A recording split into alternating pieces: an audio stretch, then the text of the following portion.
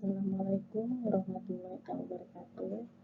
Pada pertemuan 6 ini kita akan bahas mengenai ukuran penyebaran data.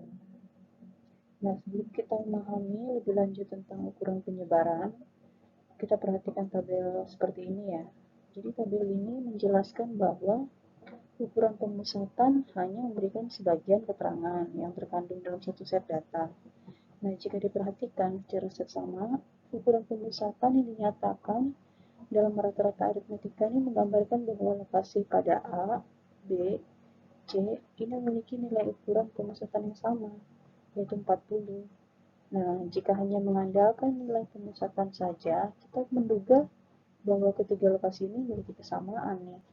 Padahal apabila diperhatikan secara menyeluruh, ketiga lokasi tersebut kan memiliki perbedaan dalam hal keragaman data. Kita lihat bahwa lokasi A relatif lebih homogen dibandingkan lokasi lainnya. Nah, sedangkan lokasi C kan relatif lebih heterogen dibandingkan dengan lokasi lainnya. Nah, besaran homogenitas atau keragaman data ini dinyatakan dalam satu ukuran penyebaran. Nah, padahal ukuran penyebarannya ini ya bisa berupa jangkauan, simpangan, ragam, simpangan baku, dan juga ukuran koefisien variasi. Baik, kita bicara mengenai jangkauan.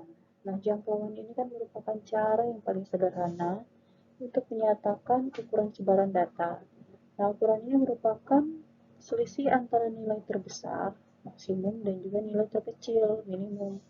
Nah, sifat jangkauan ya tidak terpengaruh pada bentuk distribusi data. Nah, untuk rumusan jangkauan itu dinyatakan dalam formulasi sebagai berikut. Jangkauan ini adalah nilai terbesar maksimum dikurangi dengan nilai terkecil. Contoh, misalkan ada pabrik sepatu ya, yang dihasilkan oleh sebuah industri. Dia membuat berapa pasang sepatu mulai dari bulan Januari sampai Desember. Nah, kalau ingin menentukan nilai jangkauannya, ya kalau secara manual kita tentukan saja nilai maksimum dikurangi nilai minimum. Nah, bagaimana kalau kita bandingkan dengan Excel? Ya, kita masukkan ke input data. Nah, nanti kita tuliskan formulanya sama dengan max, ya kan, untuk sel yang pertama sampai terakhir dikurangi dengan nilai min ya, sel pertama sampai terakhir. Nanti langsung keluar hasilnya, dan hasilnya itu sama dengan cara manual. Nilai jangkauan atau range ya seringkali dianggap terlalu sederhana karena memang hanya melibatkan dua data, yaitu nilai terbesar dan juga nilai terkecil. Nah, hal ini akan menjadi masalah jika kedua nilai tersebut ternyata dia nilainya ekstrim atau outlier. Outlier itu adalah nilai yang tidak dipakai, yang jauh dari data yang sebenarnya. Nah, pada kondisi seperti ini, jangkauan memang tidak baik untuk dijadikan sebagai ukuran penyebaran kalau outlier. Nah, untuk kasus seperti ini ya kita bisa pakai yang lain ya, bisa nilai simpangan, ragam, atau simpangan baku. Nah, simpangan atau mean deviation. Simpangan ini kan merupakan rasio jumlah nilai mutlak, selisih masing-masing nilai pengamatan terhadap nilai rata-rata aritmetikanya, dibagi dengan banyaknya data. Nah, kalau untuk populasi, MD kan sama dengan sigma dari nilai absolut ya. XI dikurangi mu untuk I dari 1 sampai N besar dibagi N besar. Karena ini populasi. Kalau untuk sampel, ya MD berarti sigma dari absolut ya. XI dikurangi X bar, I-nya mulai dari 1 sampai N dibagi N kecil ya. Nah, ini adalah contohnya. Bisa kita lihat di sini. Ini ada tahun pelatihan ya. CPNS mengikuti tryout, kemudian ini jumlah pesertanya. Nah, kalau kita lakukan secara manual ya kita hitung. Pertama rata-rata aritmetikanya dulu, kemudian nilai simpangannya. Kemudian kalau untuk Excel ya kita langsung saja. Rata-rata aritmetika kan kita sudah tahu ya, sama simpangan. Untuk rata-rata aritmetika gunakan rumus average. Kemudian untuk absolute ABS, kemudian kita jumlahkan sum dan kita dapat hasilnya 10. Oke, kalau kita menggunakan ragam, ragam ini kan merupakan rata-rata dari kuadrat deviasi data masing-masing pengamatan terhadap nilai rata-rata aritmetikanya. Nah, ini rumusan ragam, karena dia kuadrat jadi nilainya besar. Ya, untuk populasi, sigma kuadrat sama dengan sigma dari XI dikurangi mu dikuadratkan, I-nya mulai dari 1 sampai N besar dibagi N.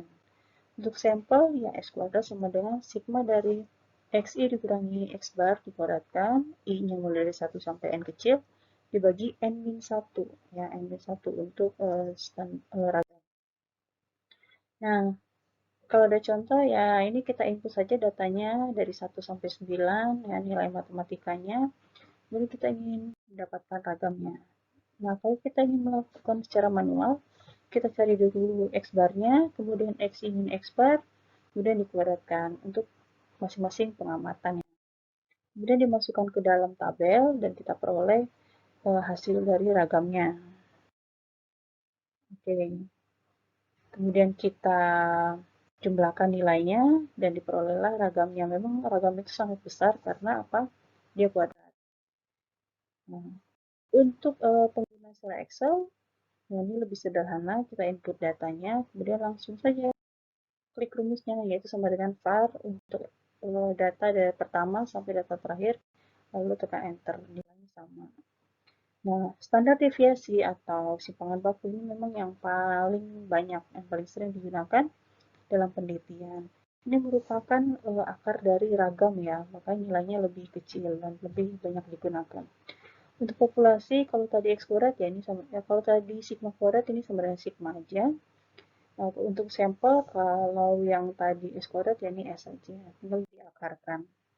Nah, kalau kita memiliki data 1-8 untuk nilai TPA, nah, kemudian kita cari secara manual ya, kita cari aja X barnya, kemudian kita cari X min X bar dikuadratkan, kemudian kita lakukan untuk pengamatan yang lainnya sampai terakhir ya, kemudian susun dalam tabel.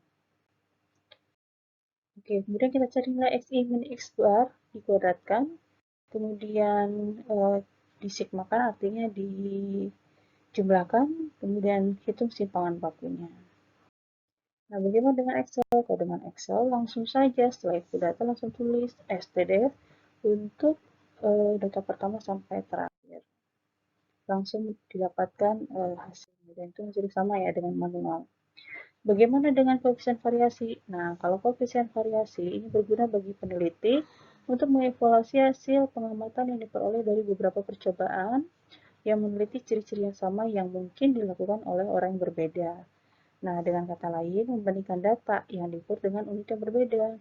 Koefisien ini kan didefinisikan sebagai persentase simpangan baku sampel terhadap nilai rata-rata aritmetikanya. Nah, untuk mengetahui apakah nilai koefisien variasi terlalu besar atau terlalu kecil memang perlu pengalaman ya. Nah, karena koefisien variasi ini merupakan rasio, maka nilainya tidak tergantung satuan pengukuran yang digunakan. Nah, ini adalah rumus dari koefisien variasi, ya, S dibagi X bar dikali 100%. Nah, contoh peneliti A ini melakukan penelitian hasil ujian matematika siswa kelas 5. Peneliti B juga dengan sampel siswa yang berbeda, melakukan penelitian juga di kecamatan yang sama. Nah, hasilnya seperti ini. Nah, kita carilah koefisien variasinya. Pertama kita cari dulu rata-rata aritmetikanya. Kemudian kita cari simpangan bakunya. Ya, kemudian dapatlah rasionya. Oke, setelah dapat rasio berarti kita dapatkan koefisien variasi. Nah, interpretasinya karena memang nilainya tidak ya hampir sama lah ya. Sehingga kemungkinan ya hasil pengukurannya dianggap menggambarkan kondisi objek penelitian dengan sebenarnya. Nah, kalau pakai Excel gimana? Ya, tinggal kita cari saja aritmetika itu rumusnya apa dan standar deviasi rumusnya apa. Kalau aritmetika kan rata-rata aritmetika sama dengan average.